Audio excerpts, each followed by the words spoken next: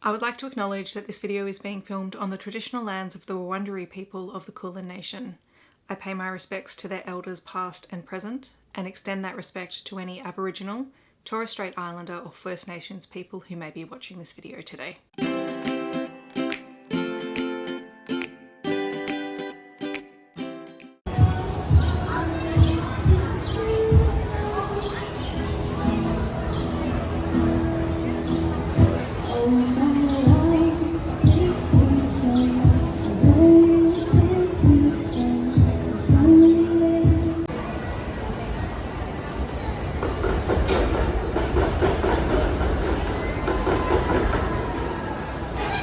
Love is like a roller coaster, but I'm trying to hold on. I don't want it to stop. Even though we fight sometimes and it feels like a war zone, I still care about us. How do you move on when everything goes wrong? I'm trying to find a way to get you out my head.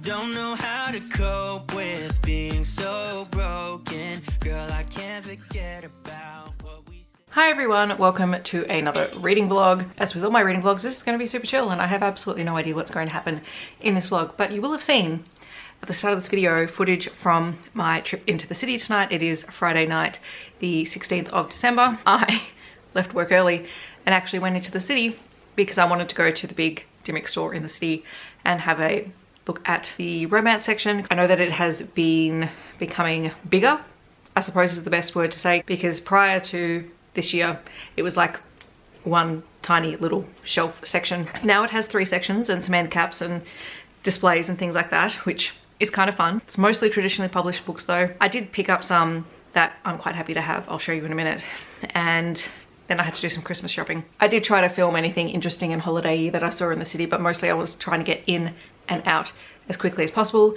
because there are a lot of people and I have been peopled out this week to an extreme degree where my social anxiety is not great. So we're just, you know, we're home now. I've had dinner, I'm doing some laundry, and I thought I would show you some mail that I got and things that I picked up at Dimmicks, and then I'm going to talk to you about the theme for this reading vlog, which I'm really excited about. Hi, weird angle.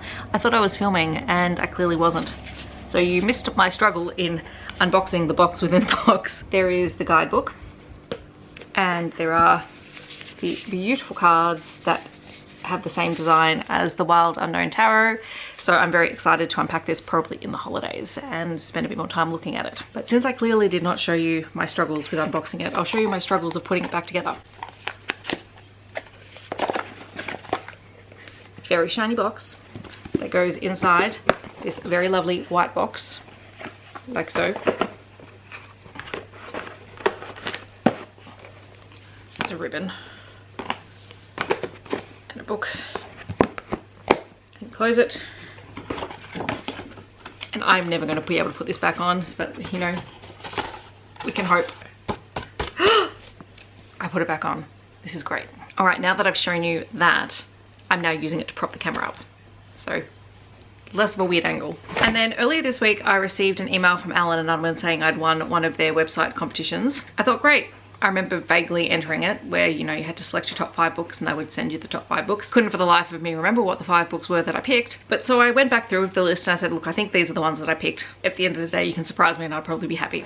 And then these 2 packages arrived and they both have 3 books in them, which is more than 5, and all the books are the same. So I don't know what's going on. And look, at any rate, I've got, you know, a copy for me and a copy for someone else. I don't know, look, they're free books. I'm not complaining. Anyway, these are the 3 books that came in this particular package. I have a feeling that the other books are on their way. Anytime I get something from Allen and Unwin, it comes from United Book Distributors, and I've got something in my Australia Post queue saying that's coming from them. So we shall see. Anyway, there is More Rules for Life by Kitty Flanagan. I think I have this. If I don't, I've already lent it to someone, but I have plenty of people that I can give this to. It's hilarious.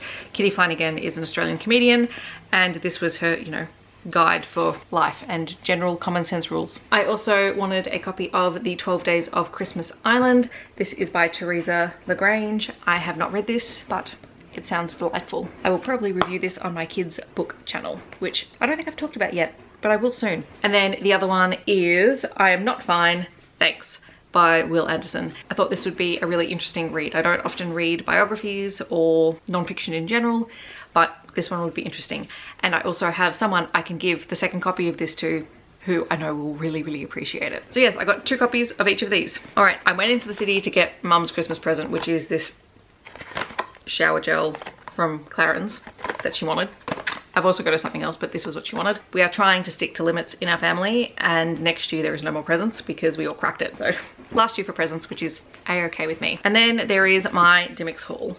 So I picked up 2 more sets of Christmas cards because what I do, oh, these are charity cards, so I was happy to buy them.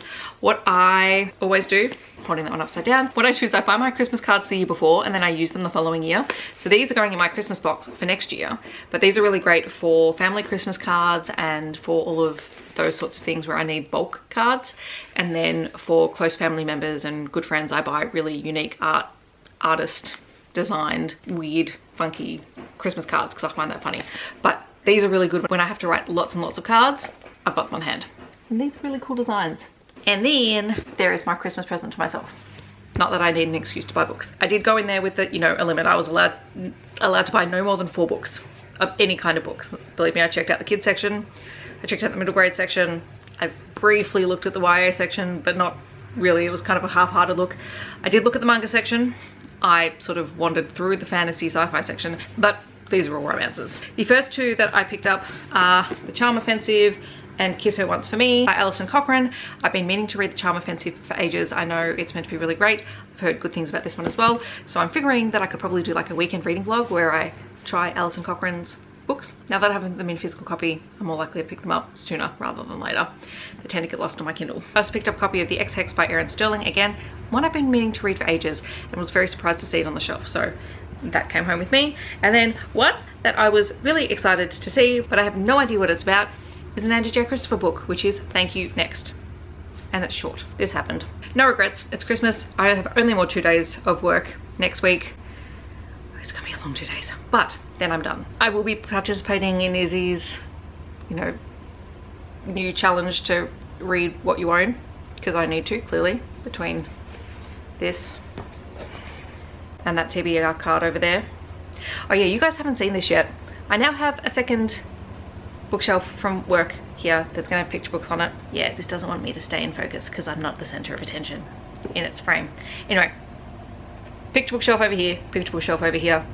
TBR cart is now in front of it because the other thing that I had in that corner no longer fit there. This is like the rambliest, longest intro to any kind of vlog, so I apologize greatly, and I also apologize for the laundry in the background. We come to the point of my reading vlog, which is to read some things that have been on my Kindle since August. I don't know how many people know about the Happily Ever After Collective, which is this Patreon group where there's a whole group of authors, and every month they release 4 novellas based around a trope, and depending on your membership level in the Patreon, you can choose between 1 and all of the short story novellas that are released for that theme. I have been a member of their Patreon from the very start because I thought it was a really cool concept, and I thought it would be a really great way to try some new authors, which of course it is. It's a great way to try new authors. I just haven't read any of the stories yet.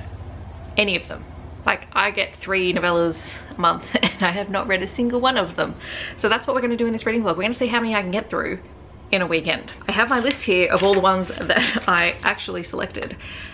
Starting with the soft launch, which is called Oil and Water by Cain. So I'm going to start from the earliest one and work my way through.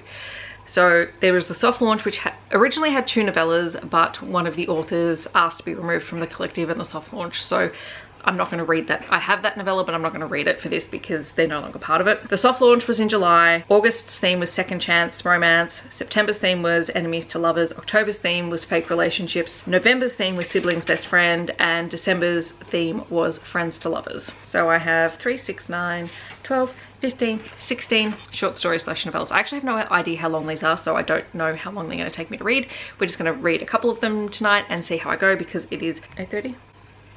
Yes, it's 8:30. I've clearly been doing who knows what tonight. So this is a very late reading start, but because I'm reading shorter things, I'm hoping that this is going to be okay. I'm going to start with Oil and Water, and then if they're not that long, maybe get through August tonight. All right, so I finished Oil and Water by Cain, it is novella length, so it was probably like 130-ish pages long. And it was about Lisa, who is a conservationist who at the beginning of the book is in the middle of a hunt for a illegal fishing vessel.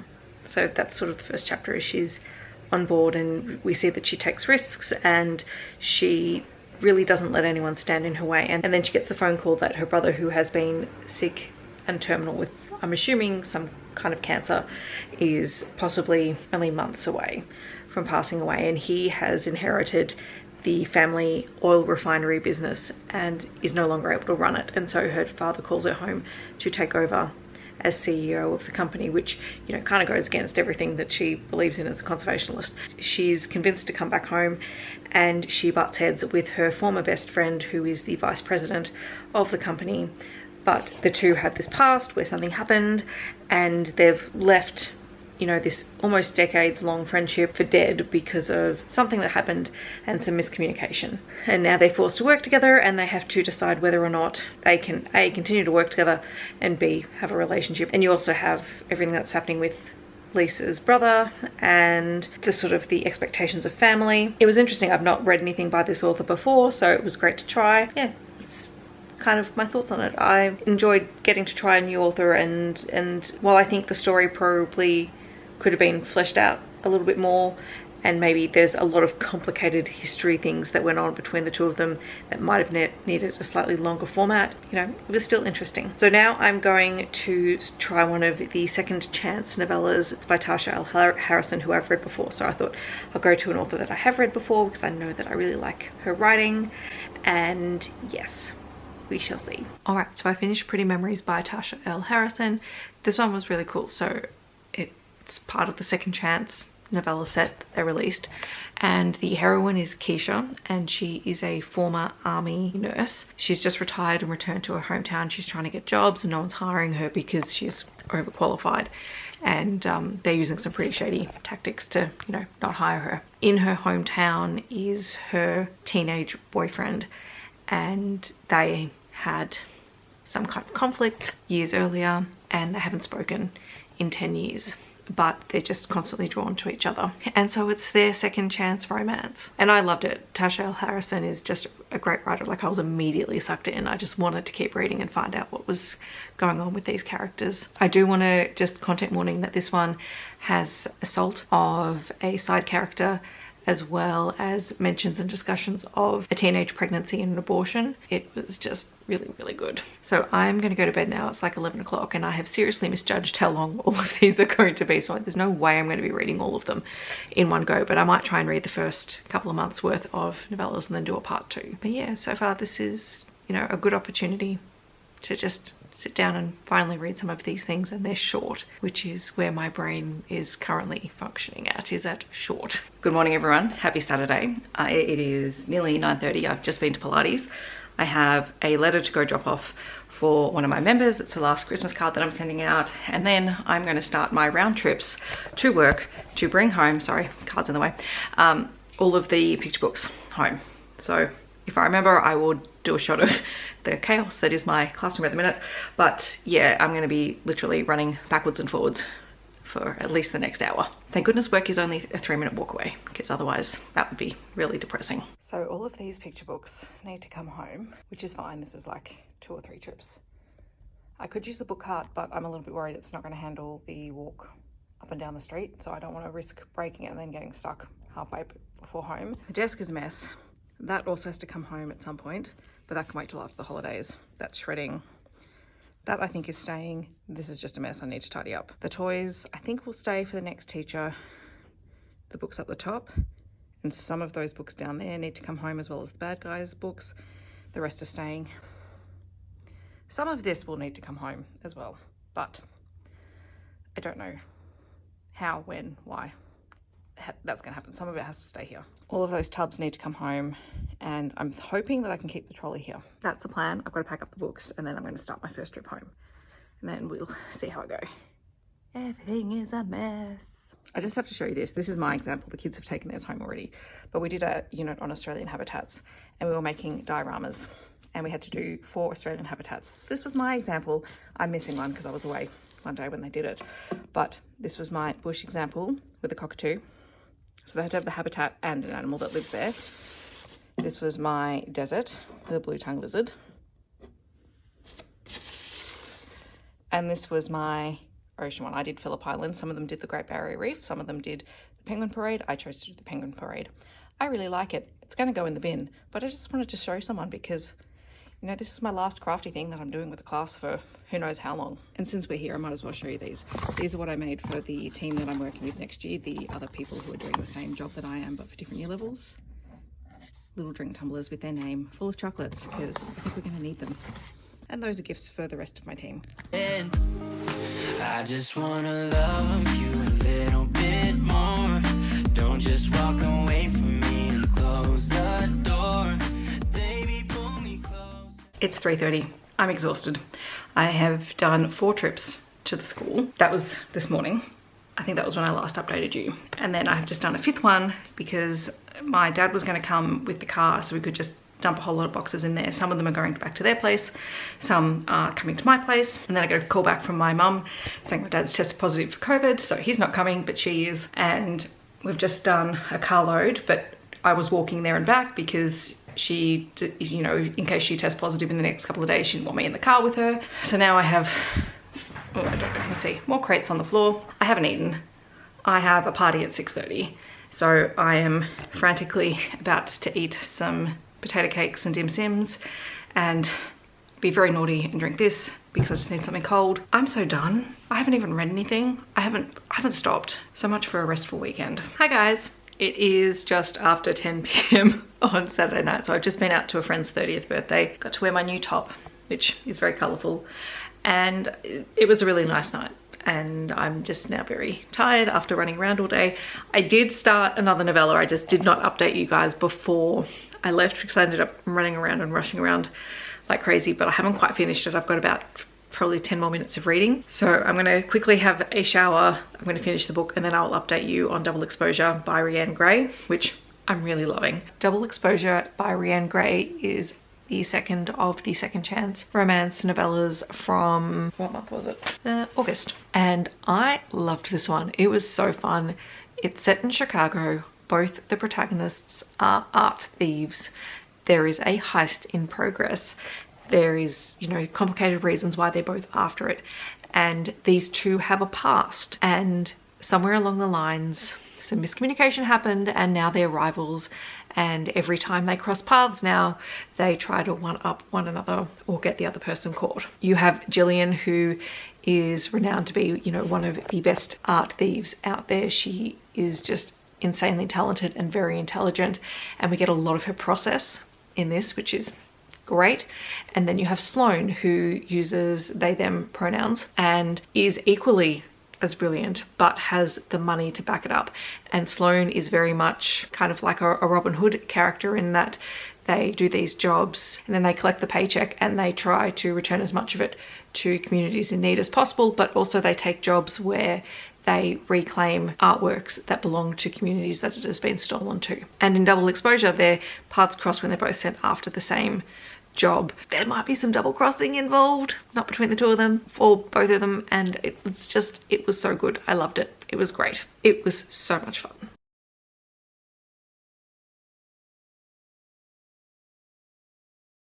Good morning. It is nearly 9:30. I had a little bit of a sleep in. I made myself some breakfast. I'm about to do my filming for this week because I didn't do it yesterday. And I have grocery shopping to do, but after that it is purely reading time, although I might jump in to Bree and Ava's The Chronically Courageous book club live at 12 o'clock, fingers crossed. So yeah, we're going to try and get filming done. This afternoon I think is going to be reading because I'm feeling very ordinary, which maybe this is TMI. Got my period yesterday, not feeling great. Also, just I didn't eat proper dinner last night, which is basically why I carb loaded this morning. So I've taken some Nurofen. I have also taken some vitamins. I have to drink a gallon of water today. I just need to do it. So I'll be doing that soon. And this is the first time I'm trying my new foundation out in daylight and with the studio lights. So we'll see how that goes. And I don't think it looks too bad. It's a pretty good match considering I, you know, had to do an online quiz to match it. Let's get this morning done. Now before it's over, I just wanna love you a little bit more.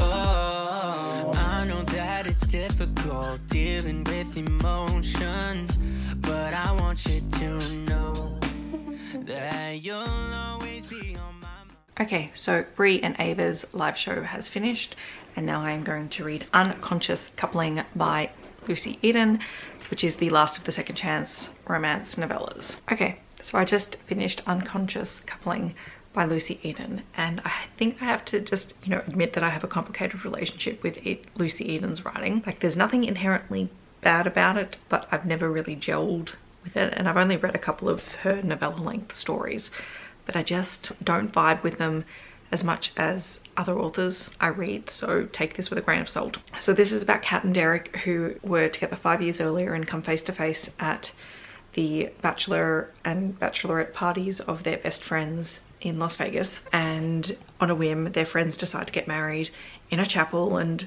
drag Kat and Derek along with them. Kat is very drunk, and then they're witnesses, and then we flash forward to about a week later, and Derek gets a phone call from his best friend basically saying that he and Kat signed on the wrong lines and that they're the ones who actually got married in Vegas. I'm assuming the legalities of this is not a thing, but anyway, we're moving on from that. And so the two are forced to confront each other and actually have a conversation about why they split up in the first place. Content warnings in here for mentions of death of a parent and death of a loved one. And I just feel like this one was inconsistent in terms of the pacing and the way that everything sort of played out, because even though it's a novella, you can still pace things out in a way that it makes sense for why things happen. Whereas this had they got back together and then they had one more misunderstanding, which, I mean, I'm not disagreeing with it being an issue, the actual reason why they had a misunderstanding, but suddenly they're together, they're not together, they're back, like it just was up and down all over the place. And it just, for the how short this one was, and this is the shortest of all of the ones that I've read so far, yeah, the pacing was just not fabulous. I don't know how much more I'm going to keep trying with Lucy Eden, because I don't seem to be gelling with her writing, which is unfortunate, but also just part of life.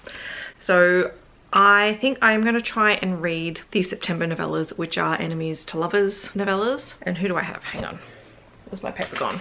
There's Piper J. Drake, Kilby Blades, and Mariah Ankenman, who are all authors I have not read before. So I just read Love in the Air by Mariah Ankenman. I loved it. It's great. It's about two aerialists who have just gotten into a aerial company that is going to be traveling around the world, and they are sort of enemies from high school, and now they're suddenly forced to work together on a very forced proximity duo hoop act. And in order to get through sort of the training, they decide to pretend to be fake friends because everything is a competition between them, more so from the heroine's part than the hero's. He seems to be relatively happy-go-lucky and a bit oblivious to the fact that, you know, there's been this intense rivalry, whereas the heroine is very much always comparing what they do and comparing it to a competition, which is just her personality. They fake this friendship, and then they eventually admit that they have this mutual attraction and they sleep together. And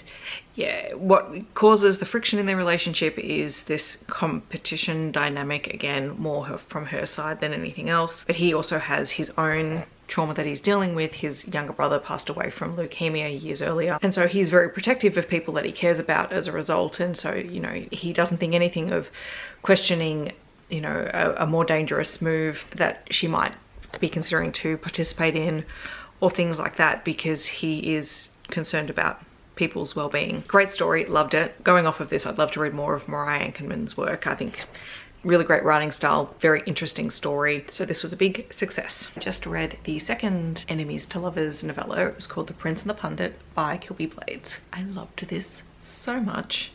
And you would think with a title like The Prince and the Pundit, I would have automatically clicked that this was going to be a royalty romance. But I did not, because brain fog. And look, I don't mind royalty romances, but it takes a lot to make me love one. I loved this one. It was so cute. So you have Liv, who is anti-monarchy. So straight away, great setup. And she's at this big function with her best friend. It's a masquerade party. And she meets this guy in the gardens, and they just get to talking. He is pro-monarchy, she's anti-monarchy, and they connect, they banter, and they get along great. Of course, it is Cole who is Prince Nicholas in disguise.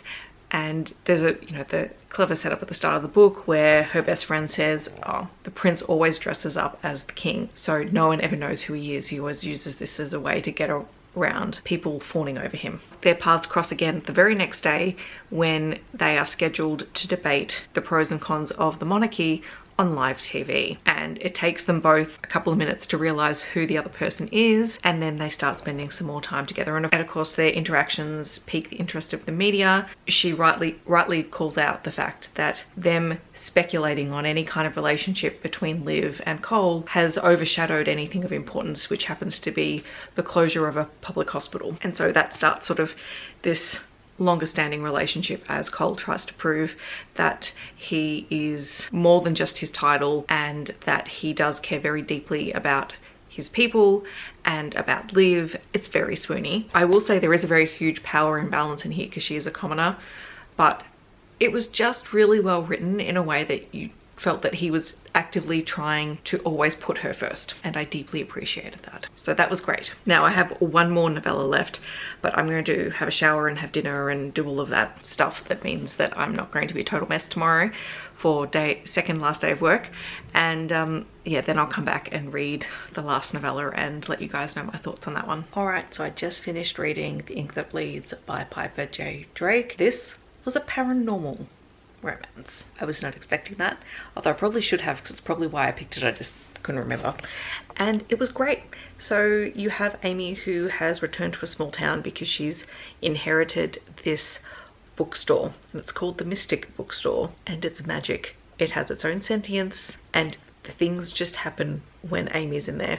But she's not aware of the supernatural world at this point, but she also meets some of the town inhabitants, and one in particular, Lucien, is a werewolf, and he is very intrigued by her and has a connection to her from their past. They both went to school together, but she doesn't really remember that part of her life. She just remembers that she grew up here, but all of her memories are quite fuzzy until later on in the story. Anyway, the previous owner of the bookstore was murdered, and so the town sheriff and Lucien are trying to figure out who was responsible for that, and Amy gets involved. She is a former project manager, and so she is obsessed with planners and organization and fountain pens and all of that sort of fun stuff.